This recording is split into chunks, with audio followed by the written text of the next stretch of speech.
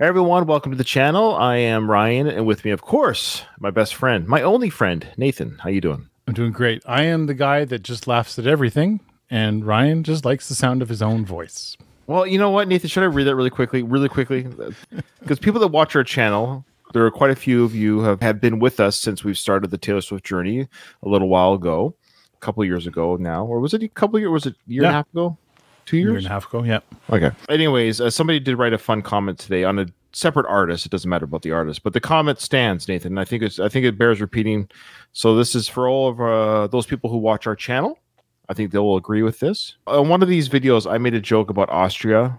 I was making Australia jokes in reference to Austria. That was the joke. Now, I'm not saying it's the best joke in the world, but that was my joke. This person wrote to me or to our channel, said, Austria is in Europe, bordered by Switzerland and Germany. It's true, it is. But again, you get the point.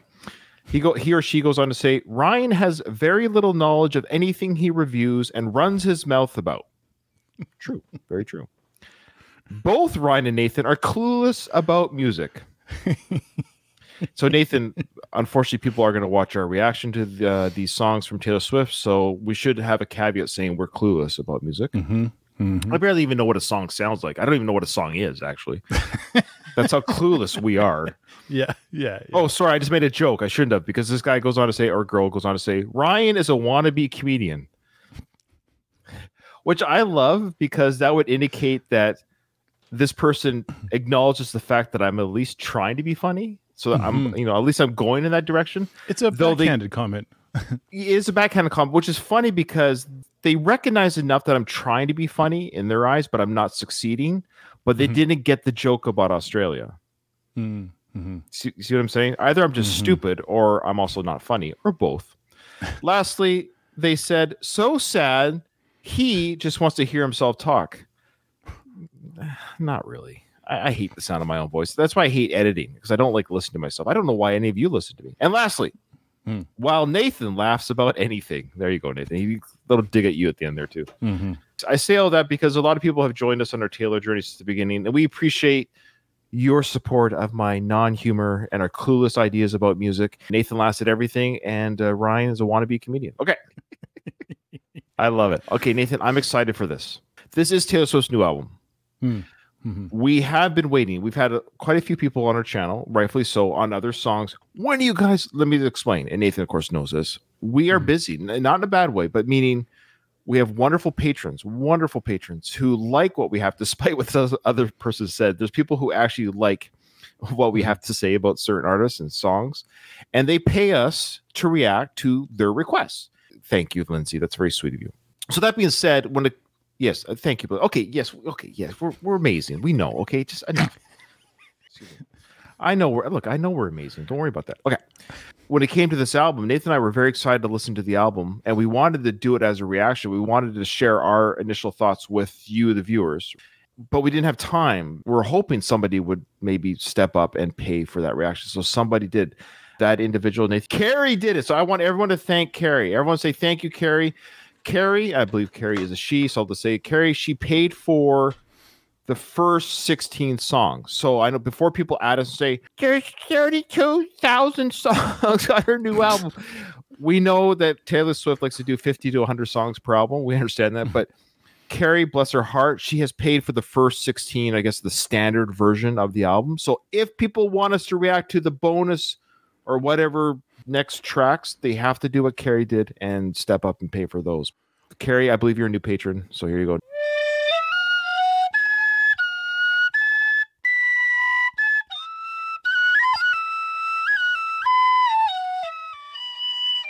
Thank you, Carrie. So as you can see, we are clueless about music because that was supposed to be a song. Okay, that was a new patron song for Carrie. Everyone thank Carrie. Okay, so Nathan, here we go. This is Taylor Swift's 11th studio album. It was released in April 19th, 2024 through Republic Records, and it quickly expanded into, yes, the double album titled The Anthologies. Written during her Eras tour, the album reflects Swift's introspection on her public and private life, exploring themes of self-awareness, delusion, anger, mourning, and humor. Produced with Jack Antonoff and Aaron Dessner, it features a minimalist blend of synth pop, folk pop, and chamber pop with rock and country influences. The album shattered numerous sales and streaming records, including the highest single day and single week global streams on Spotify, and debuted atop the Billboard 200 with 2.6 million album equivalent units. Wow. Critics, however, Nathan, were divided, with some praising its emotional depth and others finding it overly long and lacking in profundity. I don't know what that means, but I've used it anyways. How profound it is. Thank you. Despite mixed reviews, the album's nuanced musical and lyrical elements gained appreciation thus far, and Swift has already, Nathan, incorporated its songs into her 2024 Eras Tour setlist. Wow. There you go. That's impressive. Okay. It's already impressive that she released this album. We started this journey with the Midnight's album on a question, trying to figure out how is it possible that an artist can fill all the slots of the Billboard, right? That's crazy. Why is that true? We went through that album, and here we are a year and a half later, looking at the next album that she's released in under 2 years, is repeating the same thing. I'm very curious. I'm curious to see what we hear. I've heard people talk about the album. Let's put it that way. That's all I know. I've literally heard nothing other than what I just read you. I've kind of done, I don't want to hear anything. I've kind of, I haven't researched. I haven't talked to anyone about. My wife and daughter have listened to the album. Every time my wife goes jogging, she has it on. So she's listened to it. She loves it. That's the only critic I've heard is my daughter and my wife, and they both enjoy it. So we are going to go in song order of the album. We're doing the first 4 songs today. So today's part 1 of 4 of the 16 songs that Carrie paid for. And Carrie is here with us live in the chat. I know. Okay. Hey, Carrie. Carrie, thanks you're awesome. for being here. Carrie, you are awesome. We appreciate your support. And here we go, Nathan. This is the first song. The first song is called Fortnite. It's based on the video game played by millions of children around the world. For real? Really? No. That's me trying to be funny, like a comedian. Oh, all right. Well, it wasn't that funny. No, it wasn't that funny. Slight chuckle. It's featuring Post Malone. Yeah. Have you heard of him? I have. Have we done any Post Malone on our... All I know about Post Malone is there's a meme of him when he's like saying hi to somebody or something on the street. He's like, yeah, thanks, man. Yeah, that's cool. Like a very, very chill and... Hell yeah, man. Congratulations, dude. That's amazing. Hell yeah. But I actually seen him in an interview, and he's actually, from what I can tell, he seems like a very sweet guy. Yeah, and that's for real. That's actually no joke. I'm not trying to be a comedian. Yeah, so Taylor Swift and Post Malone collaborated to create this narrative that explores the complexities of relationships and the pain of parting. So without further ado, Nathan, this is Fortnite featuring Post Malone.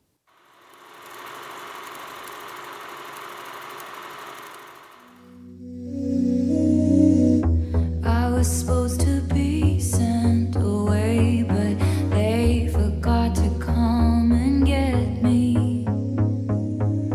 I was a functioning alcoholic till nobody noticed my new aesthetic. Oh, cool stuff. All of this to say, I hope you're okay, but you're the reason.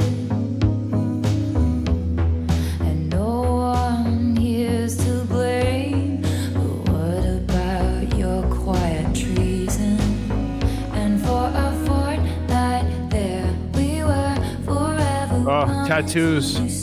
Post Malone has tattoos.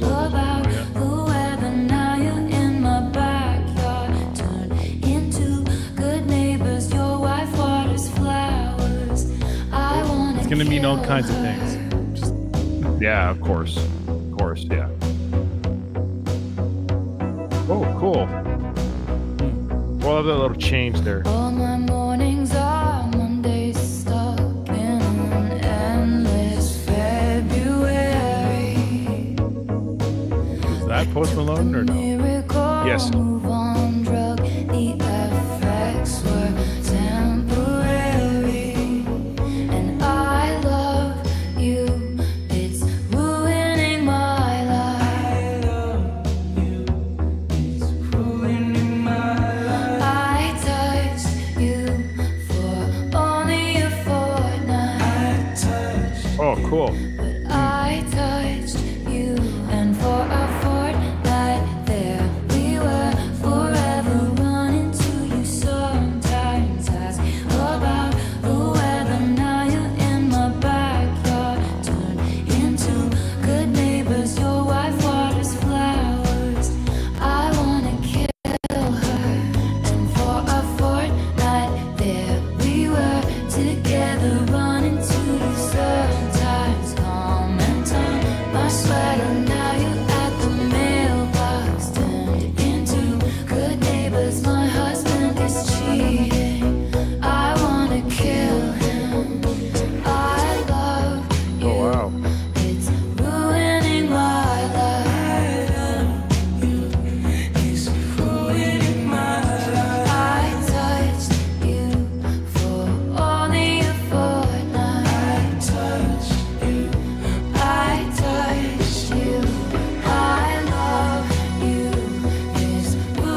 Ethan Hawke. Oh yeah, one of my favorite actors. Yeah.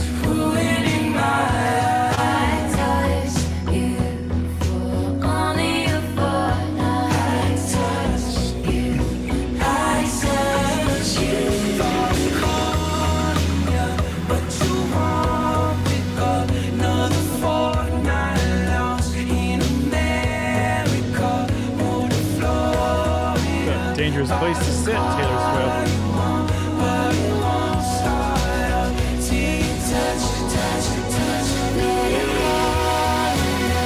Touch you.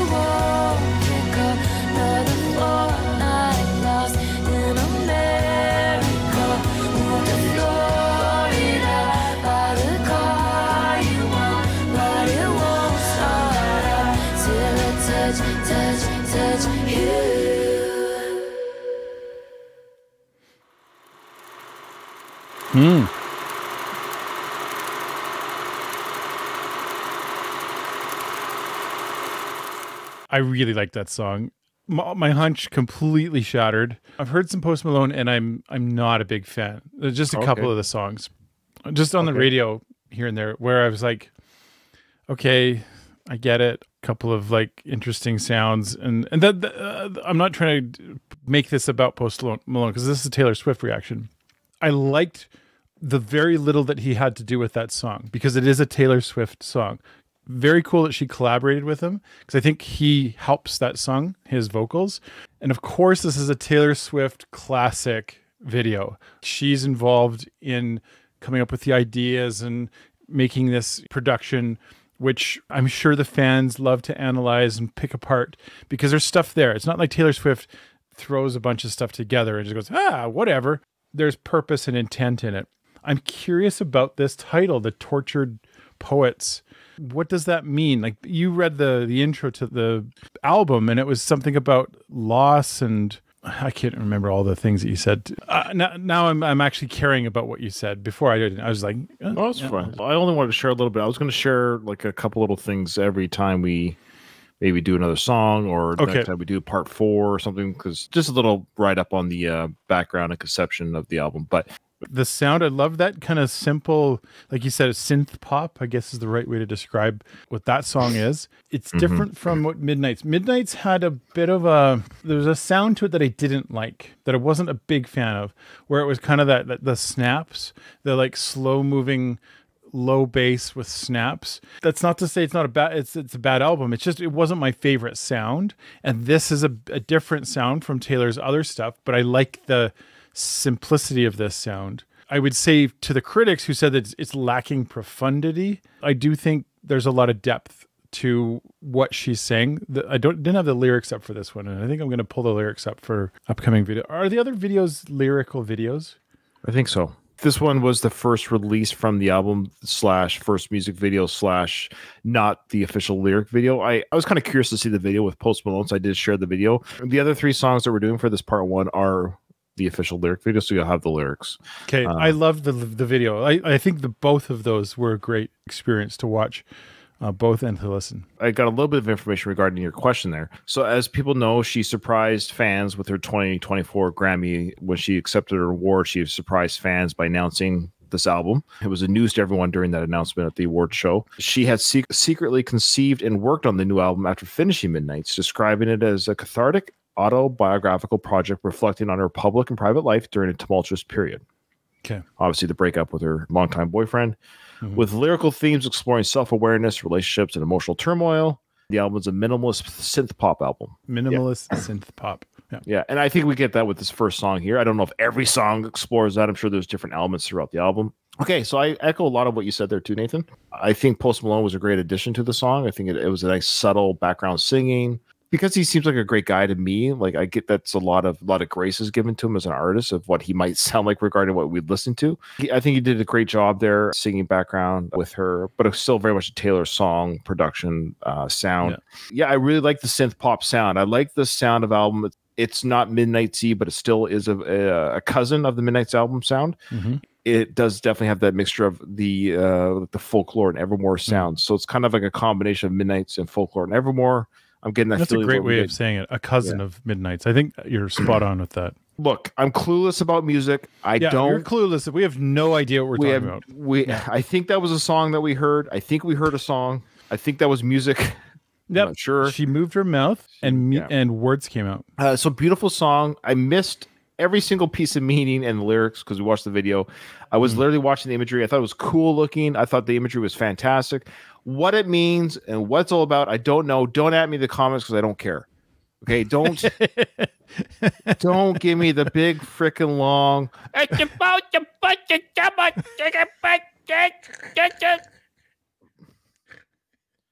And I just laugh at everything. So yeah, it's true. You just laughed.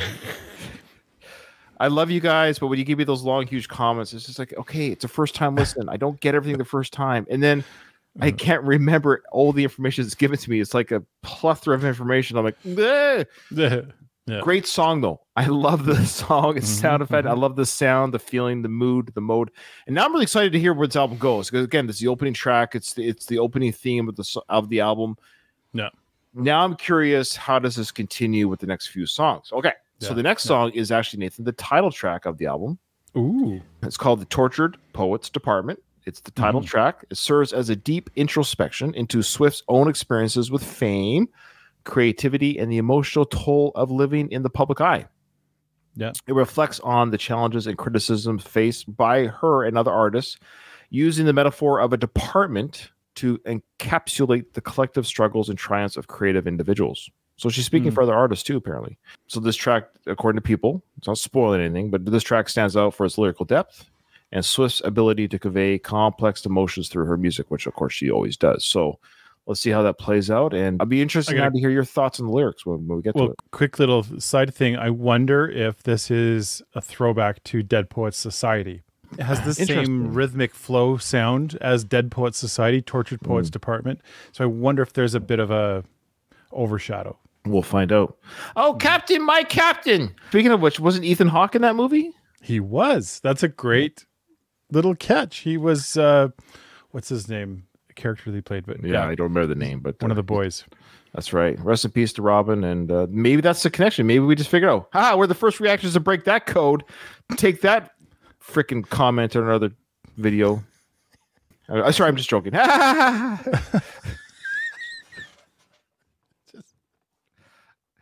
I'm just gonna laugh at everything. Yeah, that's true.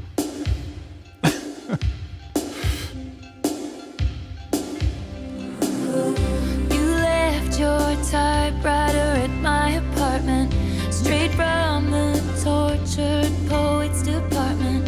Second reference to a typewriter. Things I never say, like who uses typewriters anyway, but I do. You're in self-sabotage mode, throwing spikes down on the road. But I've seen this episode and still love the show. Who else decodes you? And who's gonna hold you like me? And who's gonna know you if not me? I laughed in your face and said, you're not Dylan Thomas, I'm not Patti Smith. This ain't the Chelsea Hotel, we're modern idiots. And who's gonna hold you like me? Nobody. No fucking body.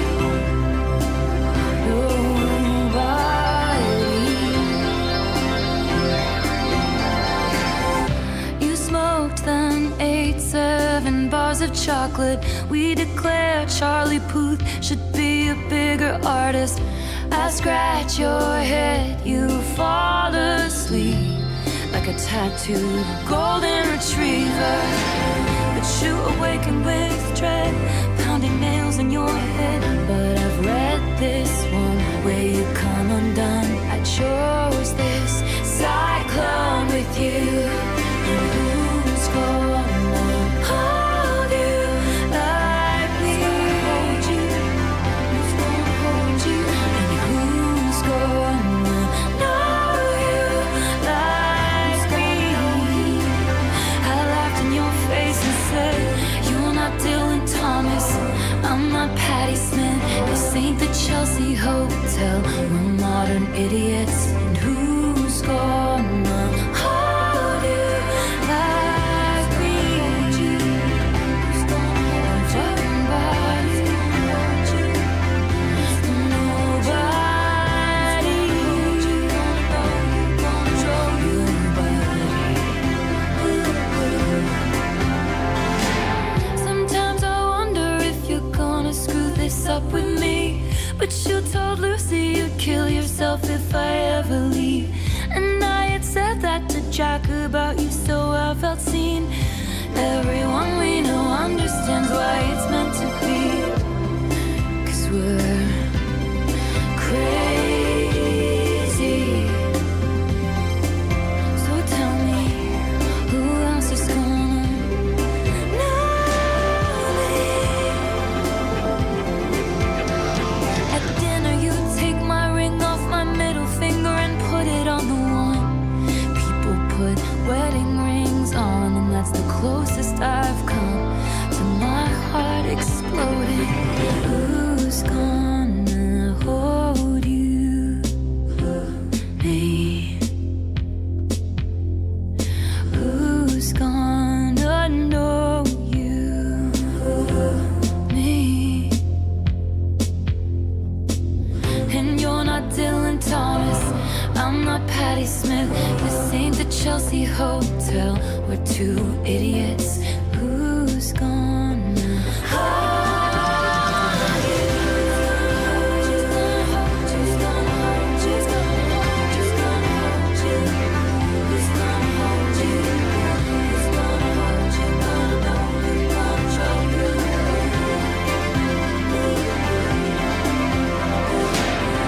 You left your typewriter in my apartment, straight from the tortured poets department. Who else decodes you?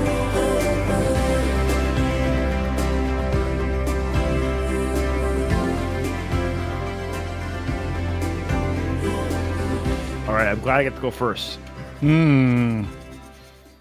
Okay. But yeah, we don't want to bore the listener. They're skipping already. If it's on YouTube, skip.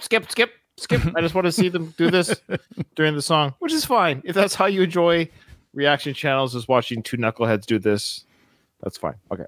Obviously, I'm getting the feeling for this album. I know we've said it before, but she is calling, hey, 1980s, can I... And early 90s. It's hard to really tap into early 80s or mid 80s because of this technology sounds different now. But the mood, the emotions, the feelings are 80s. This is the Cyndi Lauper song that she wished she recorded.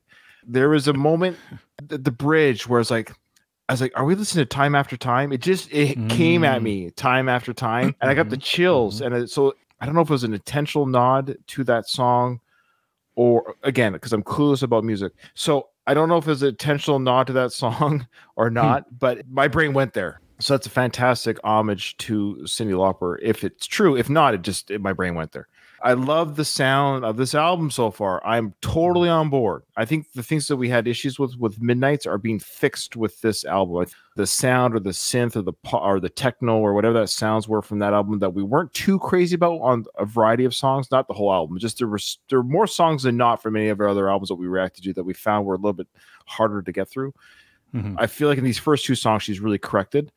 The other thing is that how lucky we're Taylor Swift fans, absolutely, but we can wait for the reactions. Other people can't. And I get it. Like my wife, she had to listen to that. She listened to the album right away. But how lucky are they? They're getting this much music from Taylor. Think about if Taylor Swift is your favorite artist or one of your favorite artists. Just think of one of your favorite artists, Nathan, or anyone who's listening. This is your 11th studio album. You're not even your 40th birthday. Yeah. That's quite a library of music. Oh, yeah. Is she a demon? Because how is she able to produce this much music of such high quality and just no signs of slowing down? And then bring it into her tour that she's still currently on. She's currently on that. It's almost like she knew not to call it the Midnights tour. Yeah. Because she knew this album was coming out and she could now insert this album into the Eras tour because now this is still an era. In theory, she could just do the Eras tour till she dies. We've said this before. What's the next tour going to be? Is it going to be something? Does she just keep doing the Eras tour and then releasing albums? She could do it. The Endless Eras tour. It has a nice ring to it. Endless Era. Yeah, there you go. Everything you said about the song, 100%. I agree. Loved the song, loved the sound of it, loved every part of it. I want to just touch on something that came up in our feed here that's just got me going 1,000 miles a second. You were 100% correct in making the connection to Dead Poets Society because... You brought the film, Okay. I brought the actor. Yeah, Ethan. So Ethan Hawke, but Josh Charles, who plays Knox Overstreet in that movie as well. So I forgot about that, yeah. This is where I'm starting to geek out a lot because I'm a massive fan of Dead Poets Society, and that was not an accidental ad. That 100% was just a subtle throw in there. I love that that's what she's done. She hasn't gone, hey guys, you should watch Dead Poets Society because it's great. It's more like, see these actors? See my title? You figure it out. Because she's got to be a huge fan. It's one of my favorite all-time movies, by the way. The other thing I wanted to geek out about is typewriters. I love my typewriter. I have this typewriter that I got. It's a refurbished, older typewriter that somebody fixed up and then put a nice coating on it. I love that typewriter. Just so many things that cross over here. If I ever got the chance to meet Taylor, we'd be on the same page. We have a lot of things in common. I just want to say, I just checked our exit surveys, Nathan, for our Patreon. Okay. And you can fill out the reason why you left. Oh, no. They left because we stopped doing Taylor Swift reactions. So see you later. I love that. Okay. All right. So that being said, Nathan, I'm excited for the next song. The next song is called My Boy Only Breaks His Favorite Toys. Explores the theme of being cherished and then discarded, akin to a favorite toy that eventually loses its appeal. Swift uses the metaphor to comment on the transient nature of relationships and the pain of being devalued by someone who once held you in high regard. The song's introspective lyrics and emotive delivery highlight Swift's songwriting prowess, of course, making it a powerful commentary on love and loss. Well, let's see if that's what happens here. Oh, here we go again. The voices in his head called the rain to end our days of wild. The sickest army doll purchased at the mall. Rivulets descend my plastic smile. But you should have seen him when he first got me. My boy only breaks his favorite toys.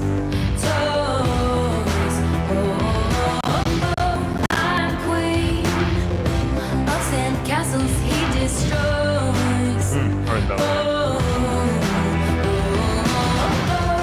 Cause they fit too right. Puzzle pieces in the dead of night.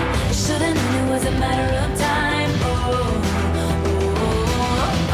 My boy only breaks his favorite toys.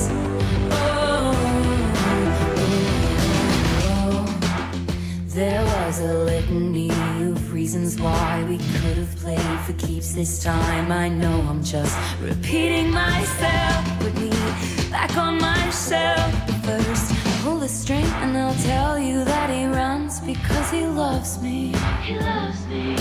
Cause you should have seen him when he first saw me. My boy only breaks his favorite toys.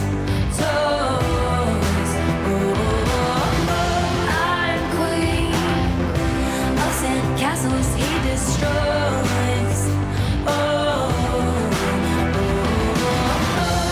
Cause I knew too much. There was danger in the heat of my touch. He saw forever, so he smashed it up.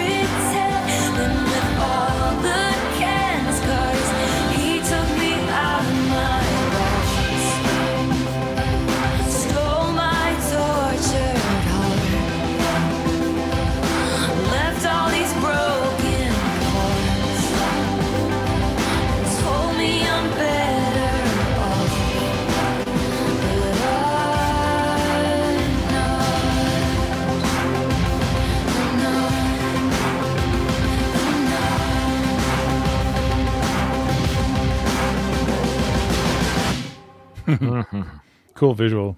Good song. I like that song. I don't know if I liked it as much as the first two, but I enjoyed the sound of that. Yeah, make your little face. I found that particular this particular song, it's her reflecting obviously on, and I don't know if it's just Joe she's reflecting on, if it's all of those relationships. Like you read in the beginning about how this album is her reflecting on navigating all of this with the public spotlight. It's got to be complex. It's got to be crazy. This song is kind of identifying a lot of that feeling, the boy that you were with, and that, you know, you'll be fine, but she's still reflecting on being with him and what that's doing to her and thinking about all that at the same time. There's a lot of complexity to that particular song.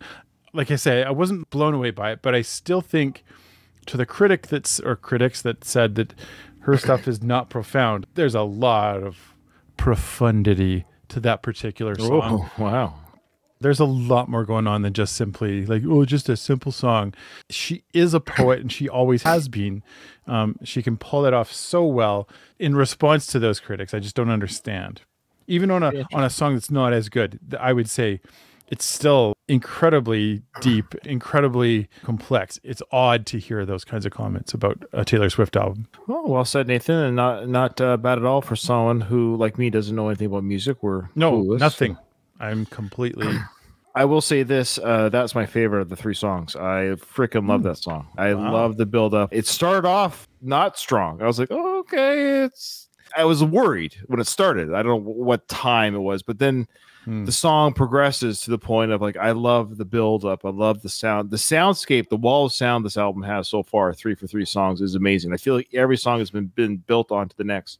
I love the song. I love the subtle drum beats that are strong but soft at the same time. Great analogies. The great line, I'm the queen of the sandcastle you destroyed. I think it's a fantastic line. I love that metaphor. All I can say is I can't wait for the Kelsey album to drop when they break up. So next you and everybody else. I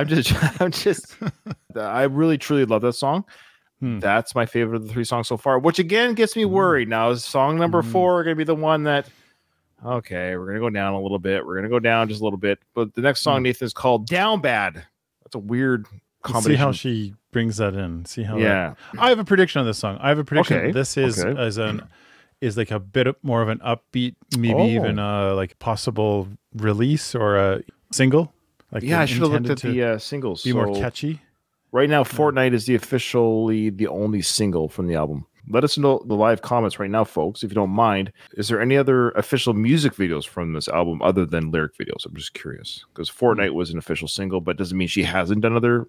Sometimes people do music videos that doesn't necessarily mean it was a single per se, but Fortnite's the only single from the album so far. So the next song is called Down Bad. It delves into the aftermath of a breakup, capturing the feelings of despair and longing that come with losing someone important.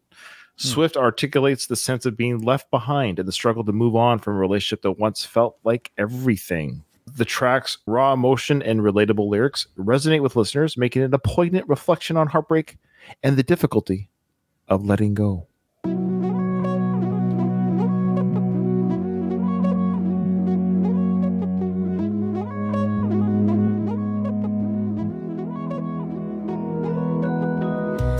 Did you really beat me up in a cloud of sparkling dust just to do experiments on? Tell me I was the chosen one. Showed me that this world is bigger than us, then sent me back where I came from. For a moment I knew cosmic love. Now I'm down bad, crying at the gym. Everything comes out, teenage petulance. Fuck it if I can't have him. I might just die, it would make no difference. Down bad, waking up in blood, staring at the sky, come back and pick me up. Fuck it if I can't have us. I might just not get up, I might stay down bad. Fuck it if I can't have him. Down bad. Fuck it if I can't have him. Did you take all my old clothes just to leave me here naked and alone in a field in my same old town? that somehow seems so hollow now. They'll say I'm nuts if I talk about the existence of you. For a moment I was heaven struck. Now I'm down bad, crying at the gym. Everything comes out, teenage petulance. Fuck it if I can't have him. I might just die, it would make no difference. Down bad, waking up in blood, staring at the sky, come back and pick me up. Fuck it if I can't have us. I might just not get up, I might stay down bad like I lost my twin. Fuck it if I can't have him. Down bad, waving at the ship. Fuck it if I can't have him. I loved your hostile takeovers, encounters closer and closer. All your indecent exposures, how dare you say that it's. I'll build you a fort on some planet where they can all understand it. How dare you think it's romantic, leaving me safe and stranded. Cause fuck it, I was in love. So fuck you if I can't have us.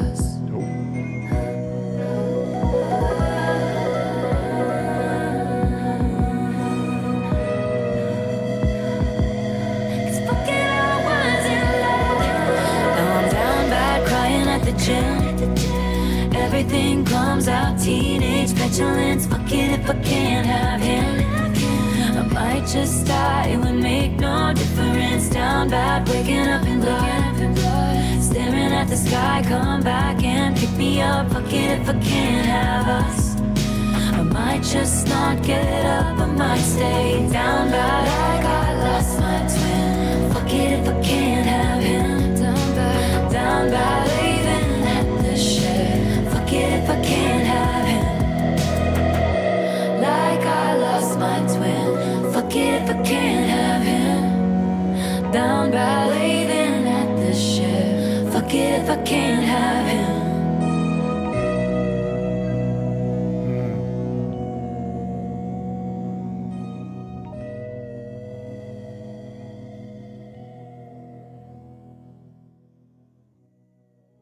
Not my favorite song. This is going to sound, I don't know how it's going to sound, but it sounds like I've heard it before, which I don't know if that's necessarily good for Taylor. And she's done a lot of songs, and this is a lot of artists can have this kind of feeling, especially when you have 500 songs. I feel like this could have been a carryover from Midnight's, which again isn't a bad thing, but I feel like it could have been a carryover from Midnight's. I don't care about cursing. In of itself, it doesn't bother me. I know Taylor has done it in previous albums. Obviously, this is the most cursing she's done in a song. I can't imagine there's another song that I'm aware of anyways that she's dropped the F-bomb that many times in a song. It was probably 10 to 15 to 20 times. And then she actually said the F off. I understand there's a reason. I'm not saying she shouldn't be swearing. I'm just saying it's the most I've heard her swear in a song. I would say it's jarring is the right word, and I wouldn't even say it's off-putting, but maybe it's a little bit of those things, only because as a listener of any kind of song, I can't sing along with it in the car with my daughter type thing. So it's one of those weird songs where it's like, she's an adult and I'm an adult. I watch TV shows that have cursing. It's not about but it's odd. It's odd when it's in music. It's always been this way for me. It's because it's a different media form than movies and television or even a book.